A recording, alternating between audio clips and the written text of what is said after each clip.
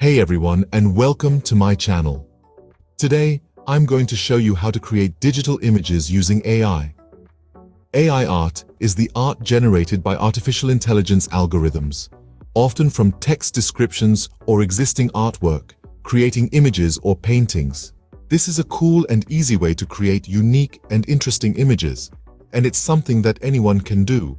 There are a lot of different AI image generators out there, so you'll need to choose one that's right for you.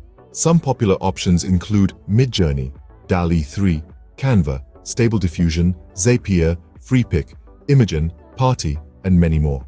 Once you've chosen an AI image generator, it's time to start generating your image. Most AI image generators work by taking a text prompt and generating an image based on that prompt. So the first thing you need to do is come up with a text prompt. Once you're happy with your image, you can edit it to your liking. Most AI image generators allow you to adjust things like the brightness, contrast, and saturation of the image. You can also add text or other elements to the image, and that's it. You've now created your own digital image using AI. It's that easy. So what are you waiting for? Start experimenting and see what you can create. All the images that are shown in this video were generated by me.